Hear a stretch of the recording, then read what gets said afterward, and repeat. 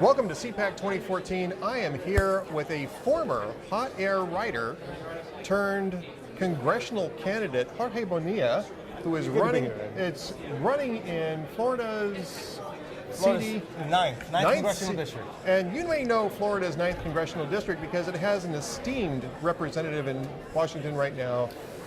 The esteemed, as I say, Alan Grayson, the distinguished gentleman from Central Florida, yes, Alan Grayson. Alan Grayson, who is in the news of late. And we want to be careful about this because there's certain legal allegations that have been made against Representative Grayson. None of those things have been really tested in court. Everybody's should be allowed a presumption of innocence until we know what the evidence looks like. But still, this is going to shine a lot of light on this particular campaign that may not have been attracted to it otherwise.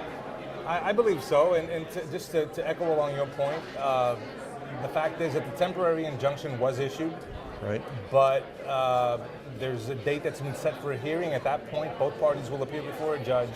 The judge will review whatever evidence has been collected, whatever testimony the parties have to offer. And at that point, the judge will rule on a final injunction, either a yea or nay, against Congressman Grayson with regard to his wife and children. So I would prefer, and I've been asked if this is going to be an issue in the campaign, if we're going to exploit this, if there's going to be a narrative. The fact is that we just don't know. Right. We just don't know because we don't know where the facts are going to lead us. So it's prudent to just wait. Exactly, just wait and see what emerges of all this. Sort of like President George H.W. Bush.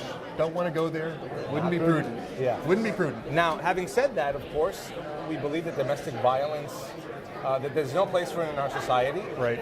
That in polite society, nobody should abuse their spouse's significant others, whether physically or verbally or emotionally.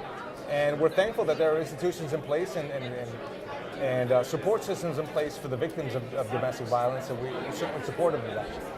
So your campaign was already rolling out a new slogan, a new banner, if you will, even prior to this erupting, which was called "No Guts, Just Nuts," right? To describe Representative Grayson. That had a lot more to do with just his behavior in Congress and on the campaign trail. I mean, just political behavior is what we're talking about. Absolutely. We had this pre-planned and we had it set and ready to drop here at CPAC. And as you said, No Guts, Just Nuts, and its companion website, nogutsjustnuts.com, focuses on Congressman Grayson's voting record, on his behavior as a member of Congress, on his conduct, some of his inflammatory speech. And what we want to highlight is the fact that Mr. Grayson is well outside of the mainstream, not just of the voters of the 9th, but of all of America. So let's take a couple of issues. Right. And I think the primary issue, at least for the GOP in this election, is going to be Obamacare. And this is something that Alan Grayson didn't just vote yes on repeatedly. Right. This is something where he was basically accusing Republicans of wanting people to die.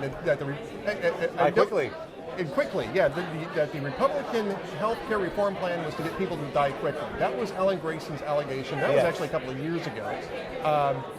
Now, of course, this thing's falling apart. And you have, even in Florida, you've got some Democratic incumbents that are trying to claim that they were blowing the whistle on Obamacare's failures. And what's Alan Grayson saying about that? And what do you have to say to Alan Grayson on it? Well, I'm fortunate with regard to Obamacare, both Alan Grayson and I, and it's factually accurate to say, Ed, that both Alan Grayson and I agree that Obamacare must be repealed.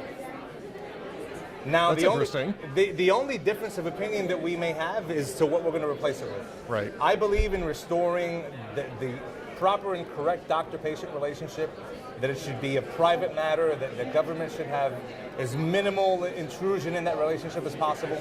Congressman Grayson wants to go the other way into single payer. Single payer. He calls it Medicare for all. He has put out campaign literature where he highlights the VA as the proper template for what American healthcare should look like. But in fact, Alan Grayson has voted for Obamacare. He has sent millions of jobs to die quickly. He has voted to leave 25 million people without insurance. That's with the CBO numbers.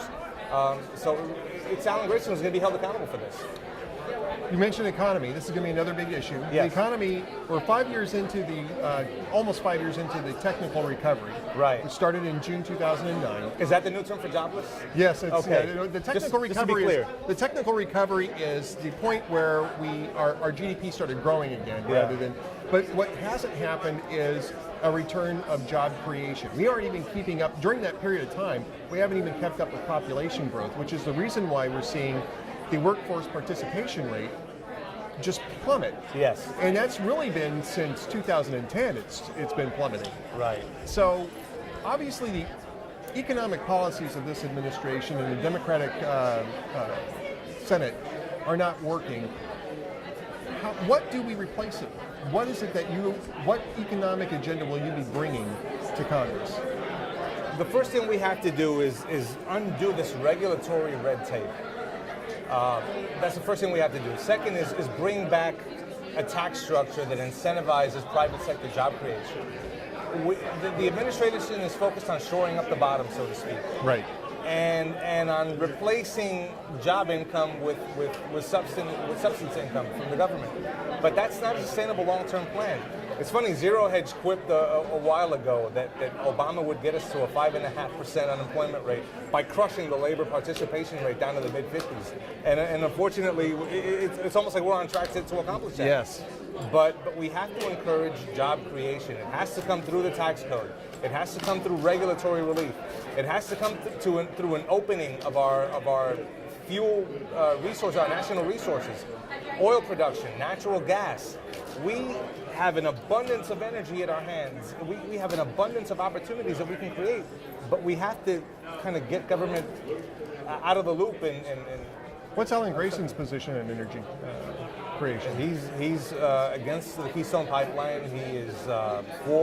He voted for cap and trade, and he continues to champion cap and trade, and by extension shutting down power plants and generally not keeping us energy independent.